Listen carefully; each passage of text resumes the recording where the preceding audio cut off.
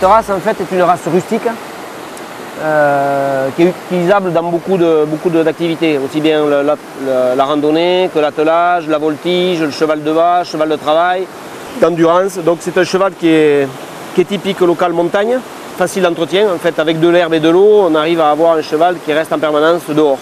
Qu'il fasse moins 40 ou plus 40, ça lui va très bien. Et en fait, il est très sociable et très proche de l'homme. On a une partie élevage, donc avec une soixantaine de chevaux, mais comme économiquement c'est pas rentable, on a une partie hébergement. Et sur des événements comme le Tour de France ou les étapes qui sont avant le Tour de France, on a des gens qui viennent pendant faire l'étape, donc avec les familles, ils viennent 2, 3, 4 jours pour pouvoir faire l'étape et puis visiter les régions, quoi.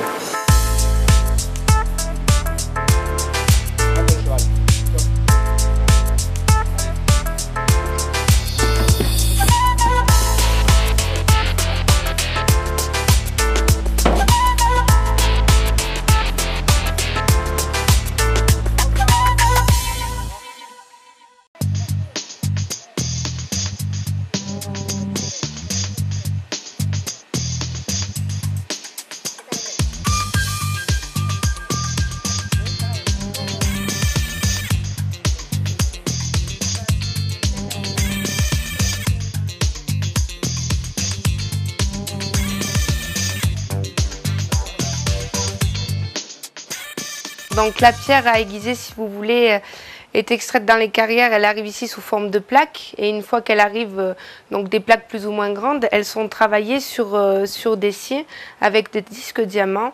Et elles sont sciées avec de l'eau, bien sûr, pour éviter que le disque chauffe, que la pierre chauffe et éviter également la poussière.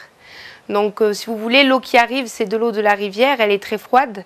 Et nous avons un poêle qui nous sert donc d'une part à nous réchauffer en hiver et d'autre part à chauffer l'eau qui arrive sur les machines pour éviter de travailler tout le temps à l'eau froide.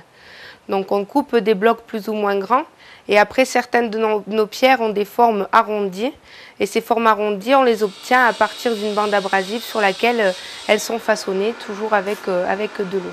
Alors le métier qui est lié, si vous voulez, c'est un petit peu tailleur de pierre. Bon, bien sûr, c'est plus des tailleurs à l'origine, ils taillaient ça à la main, on les appelle plutôt des scieurs de pierre.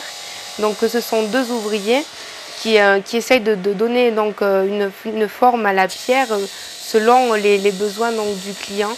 Et après, donc, nous avons également une manière de pouvoir les polir pour obtenir un grain un petit peu plus doux.